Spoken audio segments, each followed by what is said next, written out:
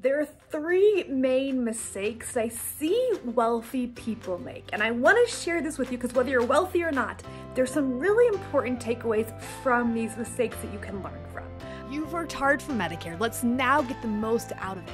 I'm Emily with the Medicare Coach, an independent Medicare consultant, helping our clients easily do what's right for them for both their overall healthcare, but also their financial planning. And I was working with a client who was sent to me from his and her financial planner, and they were in a bit of a mess. And as the wife said, the husband went a bit rogue, and he joined a Medicare plan that his buddy recommended. Wasn't really sure if it was right or not, but things weren't really playing out correctly. He wasn't getting a lot of his medications covered. He gets cortisone shots, but those weren't covered either. And so I was able to come in and help them or understand what was going on to get a few things sorted at least. And there are three main things that I saw that he made, although he had good intention, but there are three mistakes that he made that, again, I think are really important for you to be aware of so that you can avoid this mistake. Now, look, this family is probably worth easily over $100 million. They probably could have afforded to cover the unnecessary expenses.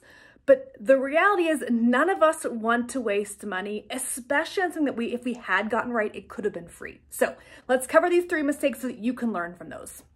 Number one is many people who can afford it just get all the plans. So say that they're on an employer plan or a private health insurance plan or whatever plan they have out there. They just get everything. They get Medicare as well. They get an Advantage plan or something. They just get it all because they say, you know what, I can afford it. It's cheap.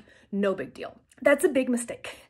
And the reason is that not only can it waste you a lot of money, it probably wasted this client at least $2,000 a month. They don't really care about that.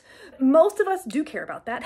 But even if you can afford it, it has long-term implications on the Medicare plan that you can pick if you don't do it right the first time. So in this example, this client had a Blue Cross Blue Shield plan, and he said, well, my friend says that I should get Medicare X plans. I'm just gonna get that too. And that wasn't the right thing to do for a couple of reasons. Just because you can afford to get all the health insurance available, it doesn't necessarily mean that you should.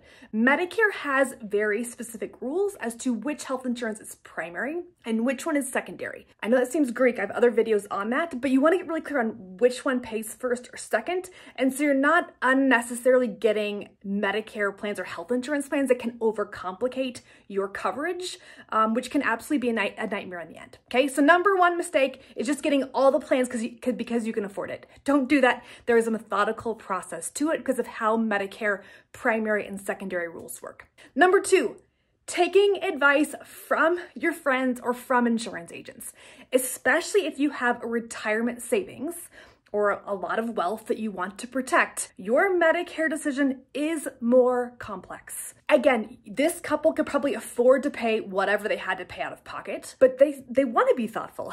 They want to get it right. They've worked really hard for their money, and they would rather spend that money on, say, vacations or grandkids or anything else, or giving back to charity, rather than paying for healthcare coverage, healthcare expenses that they could have gotten fully covered had they done Medicare right. So I know that all of our friends have good intentions about recommending X, Y, or Z, but sometimes they don't know your whole story. And just because it's a good plan for Bob doesn't mean it's a good plan for you. Just because agent Susie wants to sell this plan to you doesn't mean it's right for you. Your situation is more complicated and it needs to be thought about accordingly. Mistake number three is not getting your doctor information before you join Medicare.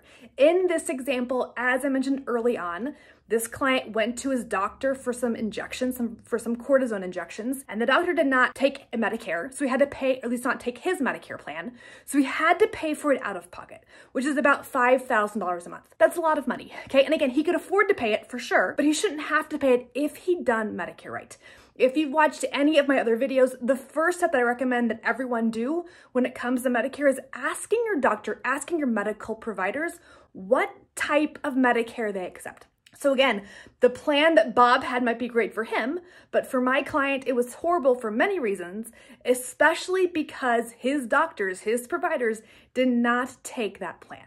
So please be careful when you go into Medicare. Now, we're lucky in this situation because he just joined Medicare 2 months ago. So we're still in that window where we can make certain changes. But again, please be thoughtful as you approach Medicare. Whether you have $50,000 to your name or $50 billion to your name, Medicare is still important to get right.